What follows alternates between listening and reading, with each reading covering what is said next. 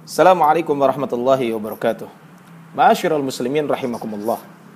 Rumah bukan sekedar tempat untuk berlindung dari panas dan hujan. Lebih dari itu, rumah adalah tempat menyemai kebahagiaan bersama keluarga. Jika rumah tidak lagi mampu memberi rasa bahagia, lalu di mana lagi kita akan mencari kebahagiaan itu?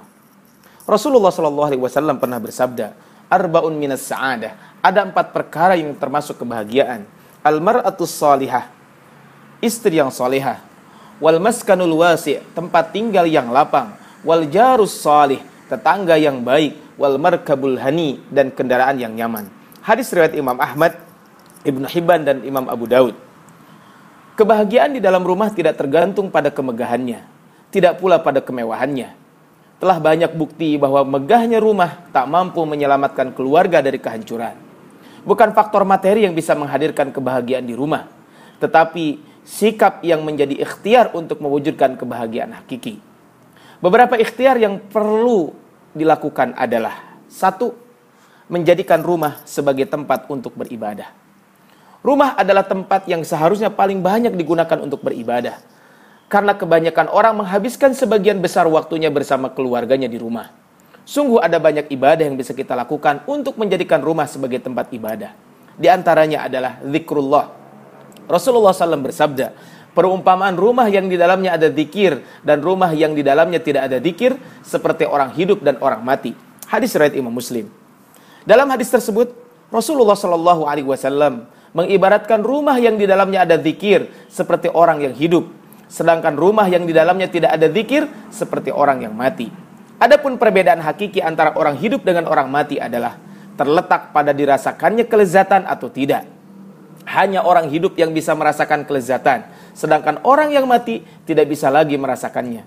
Sebagaimana Rasulullah SAW bersabda, perbanyaklah mengingat pemutus kelezatan. Makna dari pemutus kelezatan dalam hadis tersebut adalah kematian. Dari hadis tersebut, kita dapat memahami bahwa hanya rumah yang banyak dilantunkan zikir yang akan dilimpahkan kenikmatan. Sebaliknya rumah yang tidak pernah ada zikir di dalamnya, tidak akan ada kenikmatan di dalamnya. Tidak peduli semegah dan semewah apapun rumah itu. Hanya zikrullah yang dapat menghadirkan kenikmatan di dalam rumah. Kemudian, di antara ibadah yang bisa kita lakukan di rumah adalah sholat. Rasulullah SAW mengajarkan bahwa sholat sunnah lebih afdal dilaksanakan di dalam rumah. Beliau bahkan juga sering mencontohkan dalam ibadah sholatnya. Aisyah menceritakan bagaimana Rasulullah SAW pernah melakukan sholat di dekatnya saat beliau sedang tertidur. Artinya bahwa Rasulullah SAW melakukan sholat tersebut di dalam rumahnya.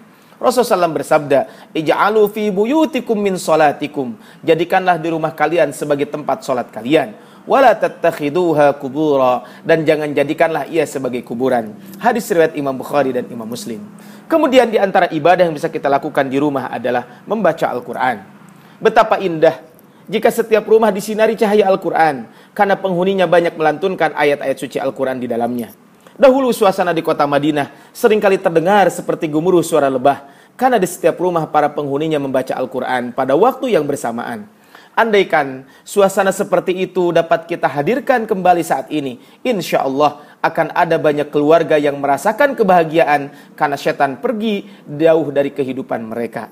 Rasulullah SAW bersabda, "La taj'alu buyutakum maqabira." Janganlah kamu jadikan rumah-rumah kalian seperti kuburan. "Inna syaitana yanfiru minal baitil ladzi tuqra'u fihi suratul Baqarah." Karena sesungguhnya syaitan itu lari dari rumah yang di dalamnya dibacakan surat Al-Baqarah. Hadis riwayat Imam Muslim. Rumah yang seperti kuburan adalah rumah yang suram, rumah yang muram, rumah yang menyeramkan dan tidak ada sinar kebahagiaan di dalamnya. Semua itu bisa disebabkan karena pengaruh setan yang ikut campur dalam seluruh urusan rumah tangga. Setan menggoda seluruh penghuni rumah untuk tidak saling menyayangi satu dengan yang lain dan tidak taat kepada Allah Subhanahu wa taala. Sehingga yang muncul adalah ketidakharmonisan dalam keluarga yang menyebabkan hilangnya sinar kebahagiaan di tengah-tengah masyarakat. Solusi dari persoalan hidup yang demikian adalah dihadirkannya lantunan Al-Quran di dalam rumah agar setan mereka tidak betah dan pergi jauh dari urusan keluarga. Jika setan tidak lagi merongrong kehidupan keluarga, maka kebahagiaan akan mampu dirasakan. Setiap penghuni rumah akan mampu kembali menjalin keharmonisan satu sama lain insya Allah.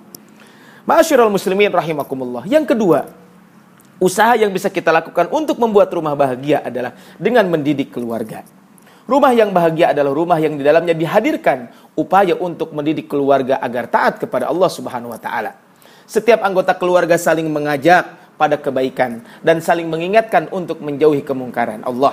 Bukankah Allah pernah berfirman, "Ya ayyuhalladzina amanu qu anfusakum wa ahlikum nara." Wahai orang-orang yang beriman, jauhkanlah diri kalian dan keluarga kalian dari api neraka.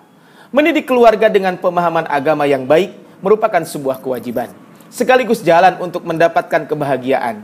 Ketika pemahaman agama sudah menjadi landasan amal dalam keluarga, maka insya Allah suasana yang terbangun akan dipenuhi kebaikan. Dengan kebaikan-kebaikan yang terhimpun itu, kebahagiaan akan dirasakan di dunia maupun kelak di akhirat. Yang ketiga adalah dengan kita menghadirkan kenyamanan.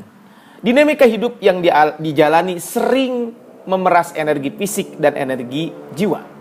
Saat energi mulai melemah, kita membutuhkan tempat untuk kembali mengisinya. Salah satu tempat terbaik untuk mengisi energi itu adalah rumah. Jika rumah mampu memberikan kenyamanan, maka energi fisik dan energi jiwa dapat disegarkan kembali. Energi yang telah pulih mendorong kita untuk kembali berjuang dan beramal dalam kebaikan. Setiap pergantian hari akan dihadapi dengan penuh semangat. Kewajiban-kewajiban dapat dilaksanakan, tugas-tugas terselesaikan, dan target-target dapat diwujudkan. Hati menjadi lapang dan kebahagiaan pun dapat dirasakan. Ma'asyiral muslimin rahimakumullah. Yang keempat adalah dengan kita menjalin silaturahmi. Di antara tanda kebaikan iman seorang muslim adalah ketulusan dalam memuliakan tamu. Sebagaimana Rasulullah SAW bersabda, barang siapa yang beriman kepada Allah dan hari akhir, hendaklah dia memuliakan tetangganya. Barang siapa yang beriman kepada Allah dan hari akhir, hendaklah dia memuliakan tamunya. Hadis riwayat Imam Bukhari dan Imam Muslim. Dengan memuliakan orang-orang yang berkunjung ke rumah kita dan tetangga yang berada di sekitar rumah, hubungan persaudaraan, kekerabatan, pertemanan, persahabatan akan terjalin dengan indah. Bukankah akan menjadi sebuah kebahagiaan jika kita hidup bersama orang-orang yang saling berkasih sayang dan berukhuwah? Tidak ada kebencian, iri dengki, hasad dan permusuhan. Dengan demikian, hidup akan terasa lapang karena rumah menjadi surga sebelum surga yang sesungguhnya kelak. Semoga Allah Subhanahu wa taala mengkaruniakan kebahagiaan kepada keluarga kita dan semoga kita mampu menjadikan keluarga sebagai sarana untuk beribadah kepada Allah dan menjalin hubungan baik dengan sesama manusia. Amin ya rabbal alamin. Assalamualaikum warahmatullahi wabarakatuh.